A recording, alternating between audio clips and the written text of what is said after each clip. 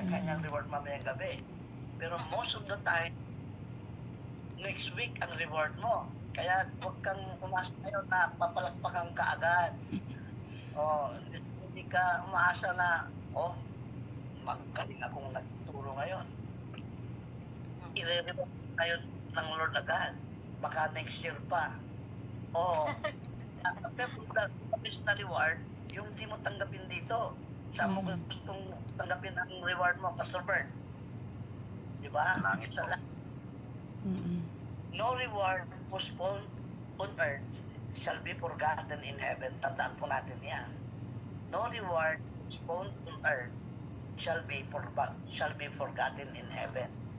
Lahat ng ginawa natin dito na para kay Kristo, hindi ka man pinarangalan, hindi ka man tinapik sa balikat, hindi malilimutan yan nang tumawag sa atin. Yes. Kaya, huwag po tayong magsawa sa paggawa ng mabuti. Galatians chapter 6, verse 9 and 10. Do not become weary in doing good, for in the right time, we shall reap a harvest. Ulitin ko na, hindi sayang ang ating ginagawa ngayon. Nag-sacrifice po kayo, pero nothing you do for the Lord and with the Lord will ever be wasted. Nothing you do, yung for the Lord, ay para sa kanyang gawain. Ano ba ministry mo? That is for the Lord. Pero ang the best, itong ginagawa natin, this is with the Lord. Diba? Itong pag-aaral natin, nasa ating kalagitnaan ng Lord. Kung titingin ng Lord sa Dubai, wow, mayroon doong tatlo na very busy. Gustong alamin ako, gustong kilalanin ako. Diba? Isa yan sa mga bagay talaga na pag in-internalize mo, I have been with the Lord for 1 hour and 15 minutes. Diba?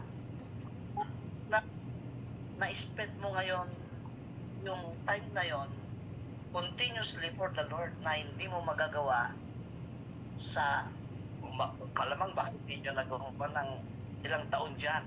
And today, to God be the glory, nagagawa nyo na ngayon. Diba? Pag mamaya, wow, I have been with the Lord. Yung mga napakinggan mo, unti-unti, magsisingin, ipapaalala sa'yo ng Holy Spirit, bago ka, pag hindi ka pa makatulog. Ayan, yung tinalakay ni Pastor Bert, tinalakay ni Pastor Shelly. Yan, tapos yung nakikita ninyo, parang nagpipicture ninyo na nandun pa kayo sa ating online class. So, to God be the glory po. Magkita ulit tayo sa susunod. God bless po.